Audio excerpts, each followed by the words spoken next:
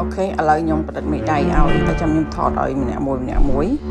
ស្ត្រីឈ្មោះហាចម្រើនរងការចោទថាបន្លំយកឈ្មោះស្ថានទូតអាមេរិកមកបោកប្រាក់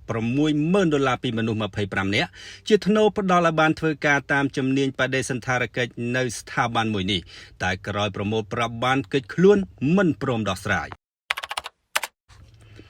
លោកស្រីហាចម្រើនអាយុ45ឆ្នាំមុខរបរបកប្រែភាសាចិនរងការចោទពីក្រុមមនុស្ស25នាក់ថាបានរំលោភលើទំនុកចិត្តឆបោកប្រាក់របស់ពួកគេអស់$60,000អាមេរិកជាថ្នូរនឹងការផ្ដល់ឲ្យបានធ្វើការលើជំនាញបដិសណ្ឋារកិច្ចនិងចុងភៅសម្រាប់ការិយាល័យស្ថានទូតអាមេរិកដែលគ្រោងនឹងបើកបន្ថែមប្រចាំនៅប្រលានយន្តហោះថ្មីក្នុងប្រទេសកម្ពុជាតាមពិតជារឿងប្រឌិតឡើងដើម្បីបោកប្រាស់យកប្រាក់ប៉ុណ្ណោះប្រពន្ធដំណឹងបានឲ្យដឹងថាលោកស្រីហាចម្រើននោះថាខ្លួនធ្លាប់ទៅបកប្រែភាសាចិនឲ្យស្ថានទូតអាមេរិកនាពេលកន្លងទៅក្នុងនាមជាអ្នកបកប្រែចល័តពេលត្រូវការទើបគេហៅជាឱកាសលោកស្រីបានស្គាល់គេឯងនៅទីនោះដែលអួតប្រាប់មនុស្សម្នាក់ក្នុងចំណោមក្រុមមនុស្ស25នាក់ខាងលើទើបឈានទៅដល់ការតាក់ទងចង់បានបុគ្គលិកធ្វើការទៅតាមជំនាញរបស់ពួកគេក្រោមរូបភាពបោកប្រាស់ថាស្ថានទូតនោះបើការិយាល័យរបស់ខ្លួនបន្ថែមទៀតនឹងត្រូវការបុគ្គលិកអញ្ចឹងទេបើហ៊ានចំណាយ$3,000ក្នុងម្នាក់ជាថ្នូរនឹងបានធ្វើការដោយធ្វើលិខិតកិច្ចសន្យាផ្តិតមេដៃបើពុំបានការងារធ្វើទេ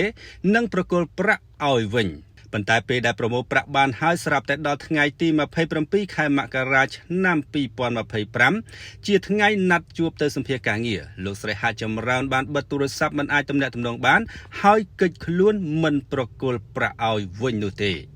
ដោយសារតែការព្យាយាមទំនាក់ទំនងពុំបានទើបពួកគេទៅដាក់ពាក្យបណ្ដឹងសុំអន្តរាគមន៍ពីមូលដ្ឋានកងរាជអាវុធហត្ថខណ្ឌសែនសុខរហូតសមត្ថកិច្ចចេញលិខិតកោះអញ្ជើញជនសង្ស័យឈ្មោះហាក់ចម្រើនមកសាកសួរប៉ុន្តែយកលិខិតនោះទៅដល់ផ្ទះម្ដាយលោកស្រីហាក់ចម្រើនគ្មានអ្នកទទួលដោយលើកឡើងថាលោកស្រីចេញពីផ្ទះរយៈពេល2ឆ្នាំមកហើយមិនដឹងទៅណាគ្រាដែលឃើញកូននិងបងប្អូនសាច់ញាតិរបស់លោកស្រីនៅជុំគ្នាក្នុងផ្ទះនោះប្រពន្ធជនរងគ្រោះបានឲ្យដឹងទៀតថាពួកគាត់ក៏យកផុសតាងពាក់ព័ន្ធនឹងសាច់រឿងនេះរាយការណ៍ជូនដល់លោកស្រីឆាយច័ន្ទនីដាជាមន្ត្រីកិច្ចការសាធារណៈនៃស្ថានទូតអាមេរិកប្រចាំនៅកម្ពុជាផងដែរដោយលោកស្រីបានសួរនាំនិងបញ្ជូនឯកសារនោះបន្តទៅផ្នែកធនធានមនុស្សដែលជាការិយាល័យតែមួយគត់ជ្រើសរើសបុគ្គលិកធ្វើការនៅស្ថានទូតលោកស្រីបញ្ជាក់ថាការជ្រើសរើសបុគ្គលិកលុះត្រាតែមើលតាម page website ស្ថានទូតនិង Facebook page ស្ថានទូតការជ្រើសរើសបុគ្គលិកធ្វើការមិនតម្រូវឲ្យបង់ប្រាក់ទេសូមកុំជឿគេមើលតែ page Facebook ស្ថានទូតសម្រាប់ព័ត៌មានហើយសូមដាក់ពាក្យបណ្ដឹងទៅសមត្ថកិច្ចដើម្បីមានការអ្វីគេនឹងតាក់ទងមកមន្ត្រីស្ថានទូតទាក់ទងនឹងបញ្ហាខាងលើនេះលោកស្រីហាចម្រើនមិនទាន់មានការបញ្ជាក់ទេក្រោយក្រុមការងារវ៉ាន់ប៉ុសផ្ញើសារសំណួរទៅកាន់លេខទូរស័ព្ទដៃរបស់លោកស្រីយូរថ្ងៃហើយមិនទាន់ឆ្លើយតបថែមទាំងប្លុកលេខយើងខ្ញុំមួយខ្សែចោលយកលេខមួយផ្សេងទៀតខលចូលមិនលើករីឯបណ្ដាញ Telegram របស់លោកស្រីដែលធ្លាប់ប្រើក៏បិទផងទៀត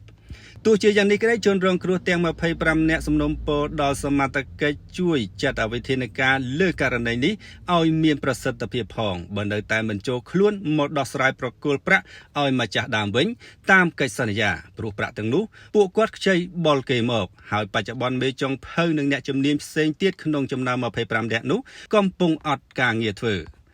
នៅក្នុងនោះបើតាមឯកសារវ៉ាន់ប៉ុសទទួលបានមានដូចជាលិខិតកិច្ចសន្យានិងវីដេអូលោកស្រីហាក់ចម្រើនផ្តិតមេដៃលើកិច្ចសន្យាការសន្ទនាតាមបណ្ដាញសង្គមរួមទាំងទិន្នន័យផ្ទេរប្រាក់តាមធនាគារជាដើមឆ្លើយយឺតបន្តិចអត់បានតែចាក់ផលតែមិនចាញ់មានបន្ទប់ប្រជុំមករកកន្លែងមករញ៉ាំអីនេះបបាយតាមវងគ្នាយើងចាញ់ទៅញ៉ាំអីយើងខ្លួន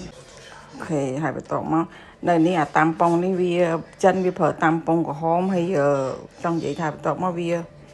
មិនសូវច្បាស់ដូចតាមប៉ុងយើងព្រោះវាប្រើវាផ្ដិតតែច្អល់ដៃវាអត់ផ្ដិតមេដៃដូចយើងហ្នឹង